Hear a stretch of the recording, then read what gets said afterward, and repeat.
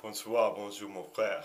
Aujourd'hui, je vais parler sur une chose très importante. Tu vois mon frère, qu'il y a toujours un problème ici dans cette région de merde. Et aujourd'hui, je vais parler sur 10 10 méthodes pour gérer intelligemment les personnes toxiques. Alors, premièrement, je vais parler sur la première chose. Ne pas se laisser envahir. Les personnes négatives et celles qui n'arrêtent pas de se plaindre sont problématiques parce qu'elles se complaisent dans leurs difficultés au lieu de se concentrer sur les solutions.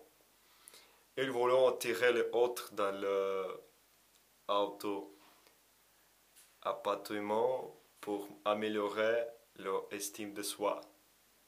Les gens se sentent souvent obligés d'écouter ce qui se plaisant parce qu'ils ne veulent pas paraître insensibles ou grossiers. Mais on peut vite se laisser entraîner dans la spirale négative de ces personnes. Vous évitez ces écueils qu'en fichant des limites et en gardant vos distances quand il le faut. Considérez les choses sous cet angle. Si la personne qui se plaint était en train de fumer, vous ne resterez pas assis près d'elle tout l'après-midi pour respirer sa fumée. Vous mettrez de la distance et c'est exactement ce que vous devez faire. Une bonne méthode consiste à leur demander comment ils comptent régler leurs problèmes. Ou bien ils se calmeront, ou bien ils passeront à quelque chose de plus constructif. La deuxième chose, prendre de la hauteur.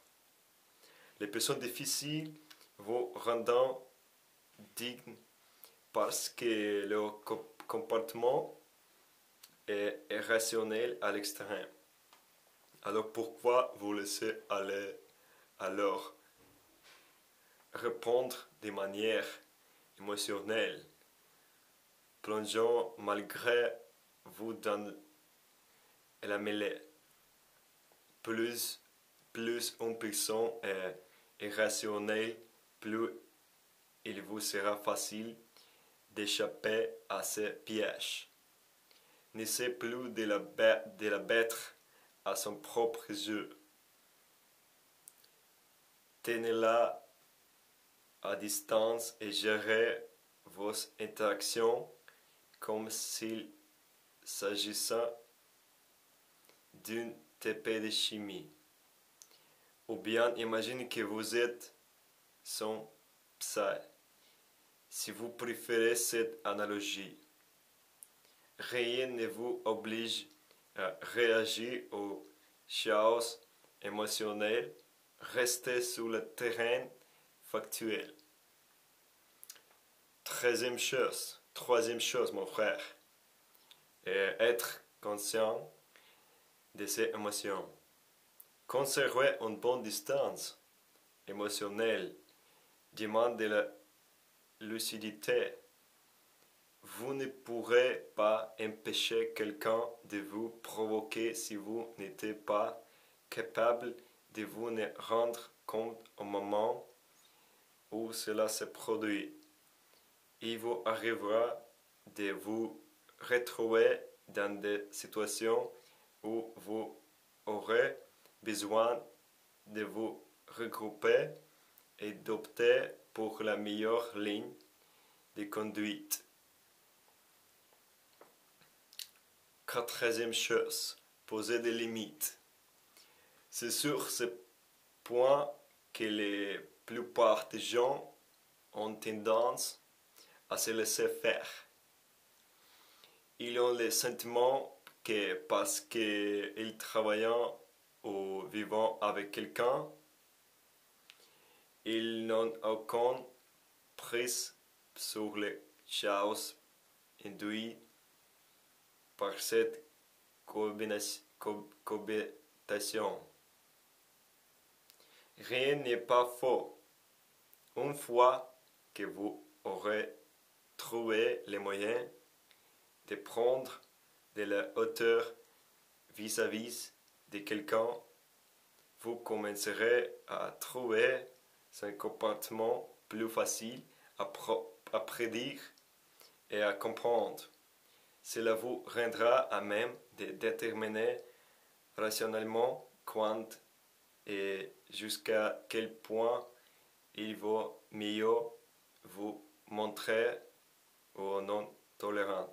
Même si vous collaborez étroitement sur un projet avec une personne au sein d'une équipe, cela ne signifie pas que vous devez interagir de la même manière avec tous les membres de cette équipe. C'est préservé. Les personnes intelligentes savent qu'il est important de survivre pour pouvoir mener d'autres combats, en particulier lorsque votre adversaire est toxique. Lors d'un conflit, si vous ne contrôlez pas vos émotions, cela risque de vous faire camper sur vos positions et de vous lancer dans une bataille dont vous sortirez gravement abîmé. Si vous analysez vos émotions avant d'y réagir, vous serez en mesure de choisir vos combats avec discernement et de faire preuve de fermeté au bon moment. 6. Se concentrer sur les solutions plutôt que les problèmes. Dans vos rapports avec les personnes toxiques, le fait de ficher votre attention sur leur caractère difficile, vient à leur donner du pouvoir. Cessez de penser aux problèmes qu'ils vous posent et réfléchissez à ce que vous devez faire pour les gérer. Ne pas oublier, les personnes douées d'intelligence émotionnelle pardonnent facilement. Mais elles n'oublient pas. La clémence suppose la capacité à passer l'éponge sur ce qui s'est passé pour passer à autre chose. Mais cela ne signifie pas que vous offrez une seconde chance à la personne en faute. Les gens intelligents n'aiment pas être inutilement dérangés par les erreurs des autres. C'est pour cela qu'ils passent dessus rapidement et prennent activement des mesures pour éviter d'avoir à en souffrir à l'avenir. Oui. Huitième. Bannir les pensées négatives. Il nous arrivait parfois à absorber la négativité des autres. Il n'y a rien de mal à souffrir de la manière dont une personne vous traite, mais ce que vous dites.